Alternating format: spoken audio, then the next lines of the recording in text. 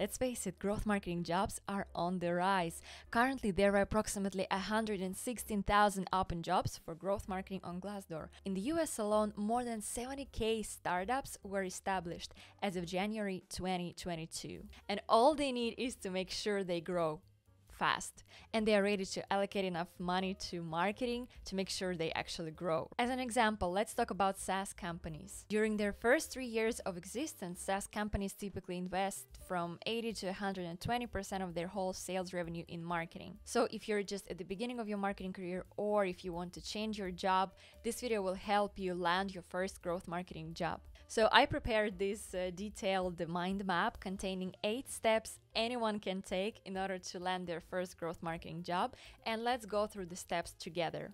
One important disclaimer before we kick things off: I'm gonna share the tips to land your first growth marketing job without university degree, so we're skipping the university part entirely. So let's go. Step number 1, basics, and it's very important to make sure you're clear on the very basics before you start your job hunt.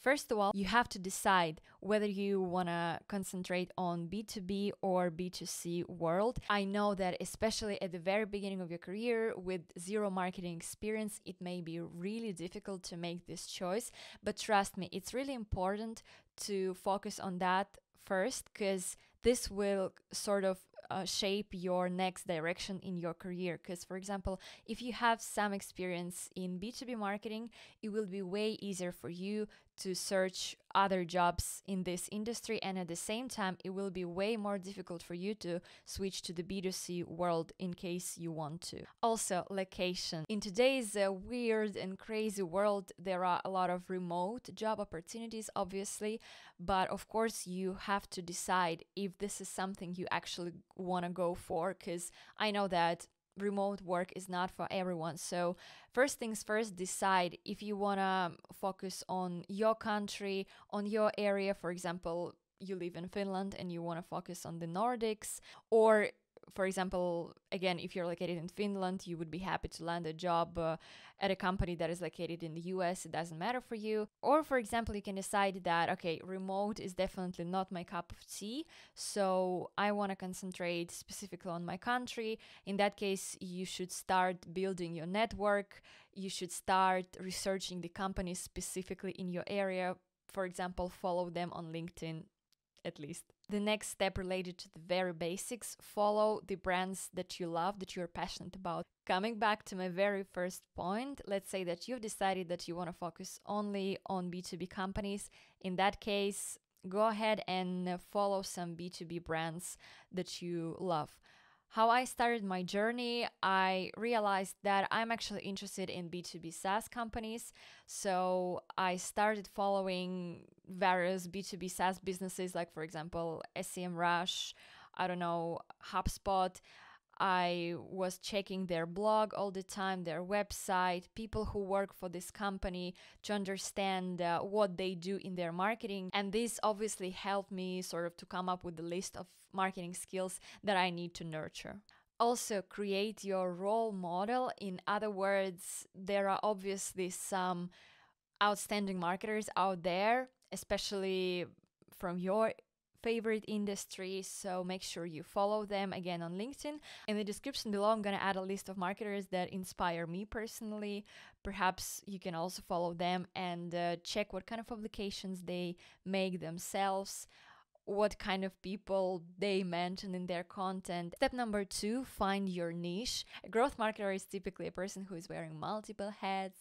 He or she is a jack of all trades. But of course, at the very beginning, you should focus on the very niche area of marketing, because you can't be good at everything from the very beginning of your career, right? What I did in order to make sure that I pick my niche when I just landed my first marketing job, I kind of looked back, for example, at my school years, and I tried to remember what I was interested in when I was doing, I don't know, any kinds of school projects. So to me, it was writing essays. I really loved analyzing different kind of literature, writing essays about it, discussing it with my literature teacher. And this way, I realized that content marketing would be a first thing that I should concentrate at the very beginning of my career. Later on, of course, after producing a certain number of articles, after learning the basics of SEO and its importance, it helped me to connect the importance of content marketing to other areas of marketing, to business goals in general, how content impacts revenue. And this is exactly what's going to happen to you. But first of all, you should pick your own niche. For you, it doesn't necessarily have to be content creation. Start with something, I would say, easier, maybe social media is your cup of tea, or some design topics. Step number 3, marketing courses. Even though I'm not a big fan of spending a lot of time on courses in order to grow as a professional, because I believe it all comes just with practice, but we're talking about a very junior marketer, about you right now. So obviously you have to start with at least some courses. So obviously there are both free and paid courses. It all depends on your budget. It all depends on how much money you're ready to allocate and to invest in your future. But I would say that at least check out the courses from CXL, and they actually have a 7-day trial just for $1. I've also taken a couple of courses from them, and I would say they're quite good. And also, I really like the fact that they have a huge variety of courses from all possible areas of marketing. And since if you follow my steps, you've already picked your niche, you can easily choose your topic of interest among all possible courses that CXL offers. By the way, I also have a video on my channel where I talk about different growth marketing courses. Feel free to check them out. But on top of that, there are a lot of great courses on Coursera, Udemy. Also check out Google Analytics Academy, at least to get a basic understanding of Google Analytics, of the world of analytics in general. I highly recommend checking out Ahrefs and SEMrush Academy, because they offer a lot of great material for SEO and content creation. Moving on. Now, while it's great to mention your courses, your certificates on your LinkedIn profile, on your CV, and in all possible places, the next step should be actually building your portfolio and showcasing your practical skills. Because certificates alone won't help you land your job. Recruiters care about how you actually helped businesses with, real examples. I've already mentioned it in one of my previous videos, but here we have to kind of shamelessly steal tactics and strategies from designers, from data analysts, because for them, building a portfolio is a huge step in their recruitment process. And I've heard a lot of examples from my friends, for example, who landed their design or analytics jobs without even sending their CV. They only shared their portfolio, and this was enough for recruiters. So how can you start building your portfolio? You can start with, for example, growing your personal brand on LinkedIn. You can also create a blog, let's say on Medium. Especially if you want to showcase your content marketing skills, this will be an incredible way to do so.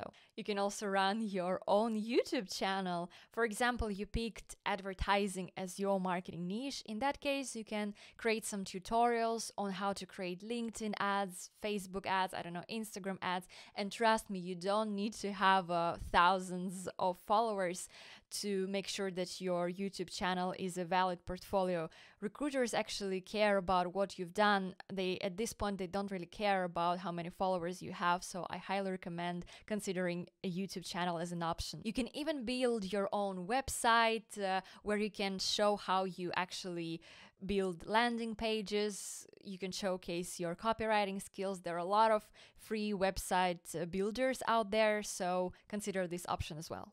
The next step, it's kind of related to the previous step that I just talked about. So in the mind map, I even placed them within the same area. But anyways, the next step is to make sure you get your first hands-on experience. Obviously, your portfolio is already one step of doing so, but at the same time, I'd say it's the time to search for your very first opportunities with real businesses. So what you can do at this point, for example, check out freelance platforms such as Fiverr or Upwork. There are tons of businesses who search for people who can help them with just, one small task. And this will be a very nice way for you to start your practical experience in the world of marketing and maybe even get some extra income at this point already. There are also tons of Slack communities with marketing professionals and business owners who search for junior marketers. And if you have some extra budget, you can even create your first ads. For example, if you created your YouTube channel or your blog, why not to advertise it, say, on LinkedIn? And yeah, a very important comment I want to add here: whatever you do at this point does not have to have the growth marketing title as such. Because like I said earlier, growth marketing is an area of marketing that requires experience in at least a few areas of marketing. The best way to actually get into growth marketing is to make sure that you are good at least at one or two areas of marketing. Now, the next step, make sure you always keep up with the latest marketing news and trends. And even though I sort of framed it as a separate step, I am convinced that this should go hand in hand with all the steps that I mentioned on this mind map, because marketing is all about constant learning. You will never know enough, or actually, let me put it another way. If you work as a growth marketer, you'll eventually face a situation where you know that you don't know a lot of things. And unfortunately, there are a lot of mediocre content out there. That's why I really love following SaaS Reads. It's a weekly or bi-weekly newsletter. I'm gonna place the link in the description below. Other resources that I can recommend are, for example, Supermetrics blog, Ahrefs YouTube channel, in case you wanna have a diverse channels, not only written content. Also, the Growth Hub podcast. I think now they renamed it into the SaaS Growth Hub podcast. Also, the State of Demand Gen and really good copy. And talking about podcasts, I've created a separate video where I talk about my most favorite growth marketing podcasts. Make sure to check it out after watching this video. And now is the time to apply to your first internships. Of course, there might be some exceptions and you'll be lucky enough to land your first job and skip the internship part. That would be an ideal scenario, but I would say a traditional way is first to have some kind of internship.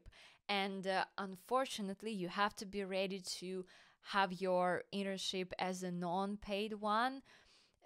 This really lets me down a lot. I believe that any job should be paid, but that's the reality we have to face. A lot of internships are non-paid ones. And ta-da! The very final step, job applications. It's time to apply to a real job, finally. Now, first of all, you have to nail your CV. I've created a super detailed video following a CV template that helped me personally land marketing jobs. In a nutshell, you have to keep your CV quite short and to the point. I've also helped a few people to kind of eliminate the clutter on their CVs. So in case you need help with your CV, feel free to reach out to me and I'd be happy to have a one-to-one consultation to help you. At this point, you also have to make sure that you draft a very good cover letter, and I would say focus on your portfolio even more than actually your cover letter, because we are facing the trend where cover letters are and even CV are getting less and less important. So it's all about portfolio and your personal brand. You have to practice your interviews. A lot of junior marketers mistakenly suppose that, they're gonna apply to some place and they're gonna land a job immediately. No, unfortunately, first you'll have to go through a wave of rejections. So first of all, you have to sort of build this tolerance to being rejected. This is also a very important experience to have. With every interview, you just get better and better. You nail your intro, you know how to respond to some common questions. And by the way, I've created another video on my channel where I talk about the top 25 most popular questions in any marketing job interview, so feel free to check them out.